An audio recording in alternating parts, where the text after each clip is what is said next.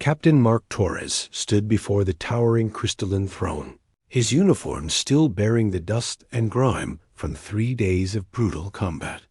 The alien queen's form rippled with bioluminescent patterns that pulsed like a heartbeat, her 6 eyes studying him with predatory interest. Around the vast chamber, her warrior caste remained motionless, their blade arms gleaming in the ethereal light. "Human," Queen Vala spoke, her voice resonating through neural implants rather than sound. "Your species fascinates me. You fight with primitive weapons, yet you adapt faster than any race we have encountered in 3,000 cycles." Mark kept his expression neutral despite the exhaustion weighing on his shoulders. The Battle of Kepler Station had lasted 6 months, with humanity barely holding the line against the Nexari Empire. His battalion had been among the last to evacuate, covering the retreat of civilian transports. Now, captured during a reconnaissance mission, he found himself face to face with one of the most feared beings in the galaxy. "I have a proposition," the Queen continued, rising from her throne with fluid grace. Each of her 4 arms gestured independently, creating complex patterns that her species used for emphasis. "Your people interest me enough that I would offer them a chance at survival." The chamber fell silent, except for the distant hum of the ship's biomechanical systems. Mark had heard rumors of the Queen's challenges, elaborate tests that determined the fate of entire civilizations. Most ended with the complete subjugation or extinction of the tested species. "I'm listening," Mark replied, keeping his voice steady. Queen Vala's mandibles clicked in what might have been amusement. "Your ship, your crew, your very existence reeks of disorder and filth. If you can restore perfect cleanliness and organization to this vessel within 7 cycles, I will consider humanity worthy of continued existence. Fail, and your homeworld burns." Mark surveyed the alien dreadnought around him.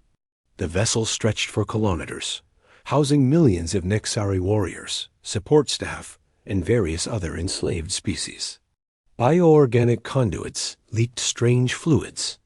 Weapon emplacements were caked with residue from countless battles, and the very air carried the metallic taste of neglect.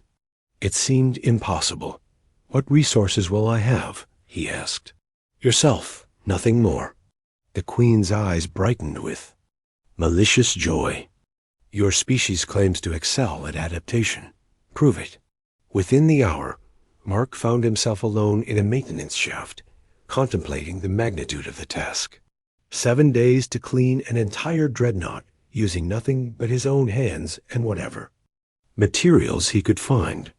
The Nexari clearly expected him to fail, but they had underestimated the one trait that had carried humanity through countless disasters: stubborn determination. He began systematically, starting with the area around his holding cell. Using torn fabric from his uniform and water, condensed from the ship's atmospheric processors, Mark started scrubbing. The work was backbreaking, his hands quickly becoming raw and bloody, but he pressed on. By the end of the first day, he had cleaned 3 small chambers. On the second day, something unexpected happened. A young Nexari maintenance worker named Kill approached him hesitantly. The insectoid being had observed Mark's methodical approach and seemed intrigued by the concept of voluntary labor. Without speaking, Kill began mimicking Mark's movements, helping to clean the biodash conduits. By the 3rd day, word had spread through the lower decks. Enslaved species from a dozen different worlds began to take notice of the human, who worked tirelessly without complaint.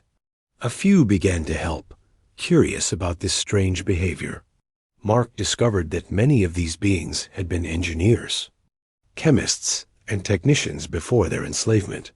He began organizing them, teaching them systematic cleaning techniques, and showing them how to identify and repair damaged systems. The 4th day brought resistance from the warrior caste, who viewed the increasing cleanliness as a threat to their authority. Several attempts were made to sabotage Mark's progress, but the growing network of helpers had become invested in the project.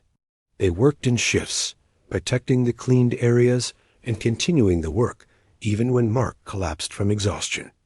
On the 5th day, Queen Vala herself descended to the lower decks, her royal guard flanking her.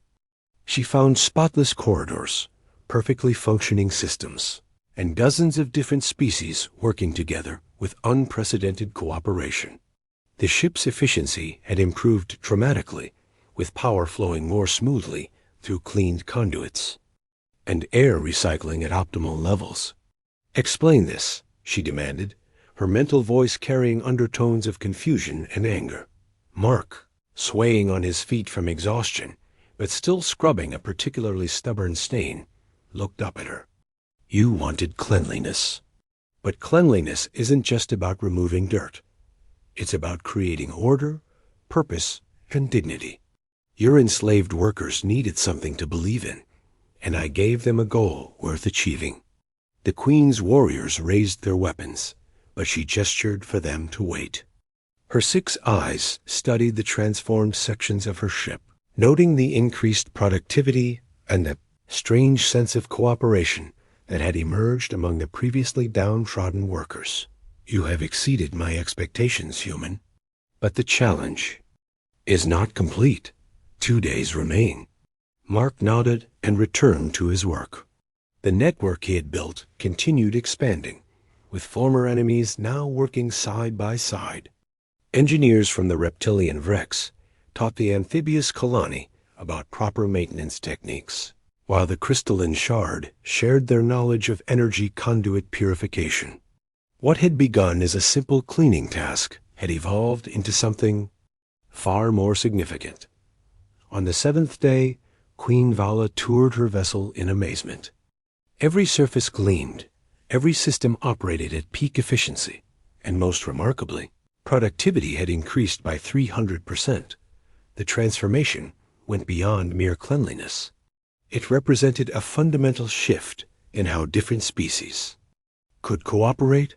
Standing once again before the crystalline throne, Mark awaited the Queen's judgment. His body was battered and exhausted, but his eyes held a quiet confidence that hadn't been there a week ago. "You have accomplished something I deemed impossible," Queen Vala admitted. "But more than that, you have shown me the flaw in our empire. We rule through fear and domination, but you have demonstrated that cooperation yields superior results." She paused, her bioluminescent patterns shifting to colors Mark had never seen before. "I release humanity from the threat of destruction. More than that, I offer you a position as advisor to our empire. Help us learn this cooperation you have mastered." Mark smiled for the first time in months. "I accept, Your Majesty, but I have conditions." The Queen's mandibles clicked in genuine amusement. "Name them." "Freedom for all enslaved species who choose it, and the right to establish a council where all races have equal voice in imperial decisions." Queen Vala considered this for a long moment, then slowly inclined her great head. "Agreed. You have earned this through your actions." As news of the agreement spread throughout the galaxy, historians would mark this moment as the beginning of the Great Cooperation, an era where humanity's greatest strength became their greatest gift to the stars.